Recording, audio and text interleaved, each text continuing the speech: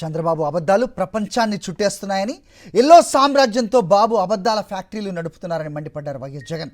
2019 నుంచి 24 మధ్య మ్యానుఫ్యాక్చరింగ్ సెక్టర్లో గ్రోత్ పెరిగిందని, 2019 నుంచి 24 మధ్య పారిశ్రామిక వృద్ధి రేటులో దేశంలోనే ఏపీ 5వ స్థానంలో, సౌత్ ఇండియాలో నెంబర్ 1 స్థానంలో నిలిచిందన్నారు.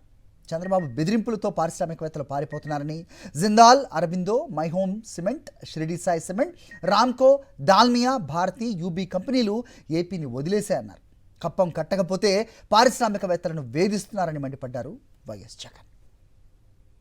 మా హయాంలో పరిశ్రమలు, పారిశ్రామికవేత్తలు వెళ్ళిపోయారన్నట్టుగా చంద్రబాబు గారు నిరంతరం బురద జల్లుతూ ఓ ప్రచారం చేస్తూ ఉంటాడు.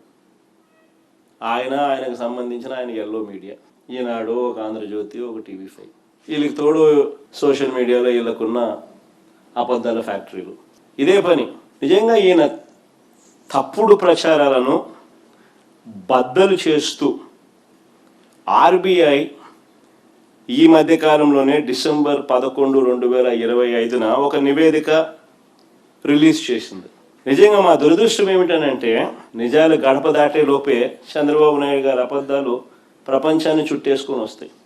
అది మా దురదృష్టం. కారణం ఏంటంటే, వీళ్ళకున్న ఎల్లో సామ్రాజ్యం. డిసెంబర్ 11, 2025 నాడున RBI రిపోర్ట్ చూస్తే 2019 నుంచి 24 అంటే మా హయాంలో మ్యానుఫ్యాక్చరింగ్ సెక్టర్లో GVA అంటే గ్రాస్ వాల్యూ యాడెడ్, అంటే స్థూల ఉత్పత్తులు, రాష్ట్రంలో ఉత్పత్తి అయిన వాల్యూ, స్థూల ఉత్పత్తుల వాల్యూ. GVAకు మామూలుగా ట్యాక్సులు యాడ్ చేస్తే, మైనస్ సబ్సిడీస్ చేస్తే GDP అవుతుంది, GSDP అవుతుంది.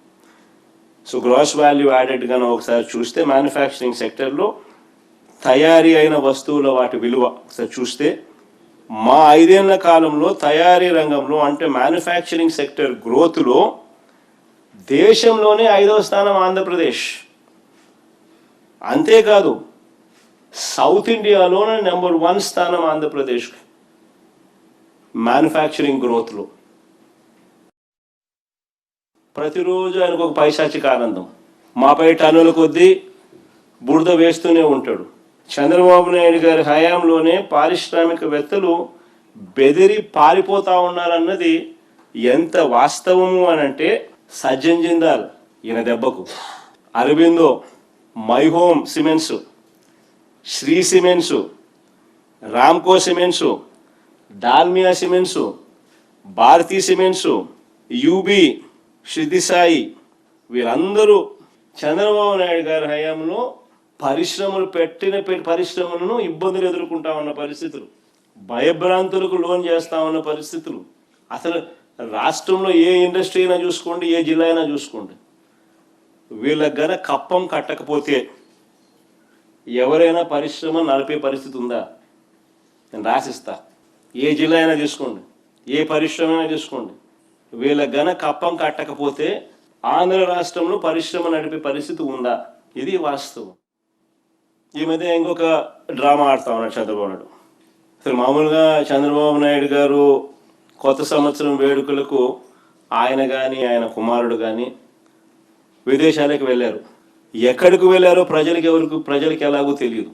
పైపెచ్చు ఈ వీళ్ళ ఎల్లో మీడియా దీన్ని దాచిపెట్టే కార్యక్రమంలో భాగంగా కొత్త సెన్సేషనల్ అబద్ధాలు క్రియేట్ చేస్తారు. అట్లా పారిశ్రామిక ప్రతిపాదనలో దేశంలో ఏపీ నెంబర్ 1 అంటూ ప్రతిపాదనలు అంటూ కొత్త వక్రీకరణ. ఇది మరో story. Announcements not investments, publicity not reality. వంట వాళ్ళకు, డ్రైవర్లకు సూట్లు బూట్లు వేసేయడము, వాళ్ళని కూర్చోబెట్టడము, MOUలు రాసేయడము, ఇన్ని లక్షల కోట్లు అనౌన్స్మెంట్లు. అంటే ఇది చంద్రబాబు నాయుడుకి అలవాటైన పనే, కొత్త కాదు ఇది. 2014 నుంచి 19 మధ్య కూడా ఇలాంటి కథలే మనం విన్నాం.